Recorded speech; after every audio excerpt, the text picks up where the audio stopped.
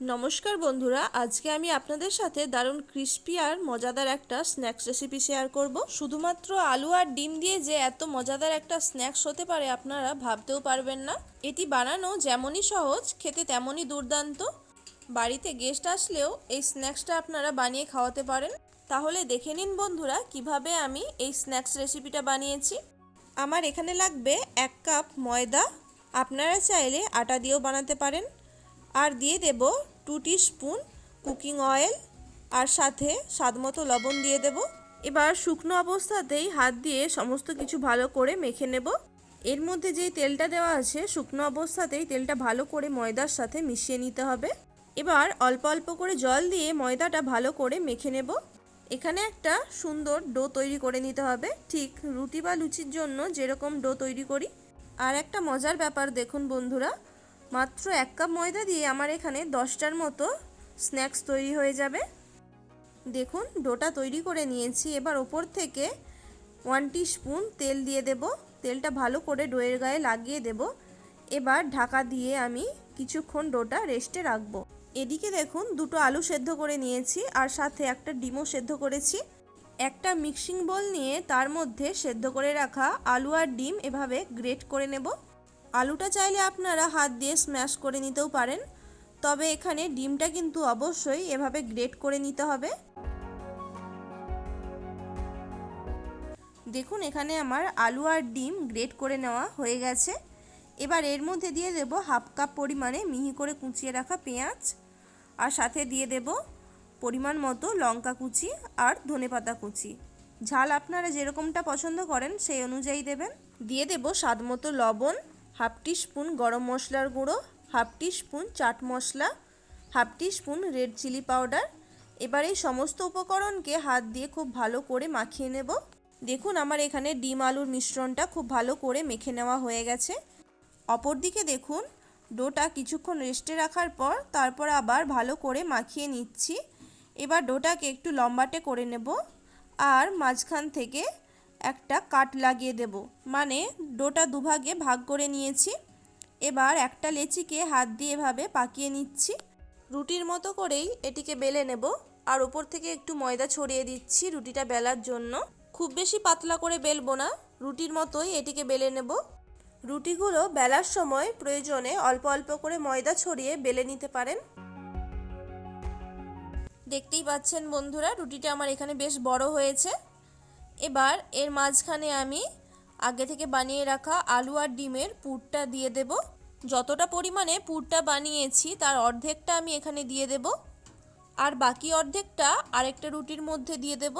একটা চামচ দিয়ে রুটির ওপরে এভাবে স্প্রেড করে দিতে হবে। আর দেখুন বন্ধুরা সাইডের কিছুটা করে অংশ আমি ফাঁকা রেখেছি। এবার এই রুটিটা আমি হাত দিয়ে রোল বানিয়ে নেব। ঠিক যেমনটা দেখতে পাচ্ছেন ওই রকম করেই হাত দিয়ে রোল বানিয়ে নিতে হবে রুটিটা। আর একটু চেপে চেপে রুটিটা রোল করতে হবে যাতে ভেতরে হাওয়া না থাকে। এবার এই রুটিটাকে আরও একটু রোল করে নিচ্ছি, আর একটু সাইজে বড়ও করে নিচ্ছি। দেখতেই পাচ্ছেন রোলটা আগের তুলনায় বেশ অনেকটা বড় হয়ে গেছে। এবার ধারের অংশটা কেটে দিয়ে 1.5 ইঞ্চি ছেড়ে আরও একটা কাট লাগিয়ে দেব। একইভাবে প্রত্যেকটা রোল এভাবে 1.5 ইঞ্চি সাইজের করে কেটে নেব। সব রোলগুলো প্রায় একই সাইজের করে এভাবে কেটে নিতে হবে।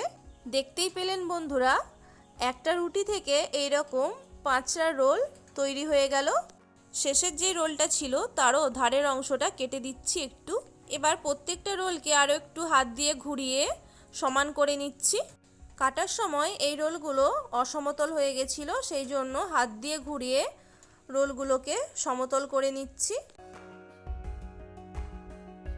দেখুন বন্ধুরা এখানে আমার সব রোলগুলো তৈরি করা হয়ে গেছে। একটা প্লেটের ওপর এগুলোকে এবার তুলে নিচ্ছি।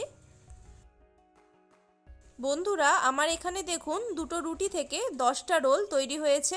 অপরদিকে একটা প্লেটের মধ্যে 4 চামচের মতো ময়দা নিয়েছি, তার মধ্যে স্বাদ মতো লবণ আর 1/4 টিস্পুন লঙ্কার গুঁড়ো দিয়ে জল দিয়ে একটা মিশ্রণ তৈরি করে নেব। এখানে একটা পাতলা ব্যাটার তৈরি করে নিতে হবে রোলগুলোকে ডিপ করার জন্য। রোলগুলো ভাজার জন্য কড়াইয়ের মধ্যে পরিমাণ মতো সাদা তেল দিয়ে দেব। তেলটা ভালো করে গরম হতে দেব।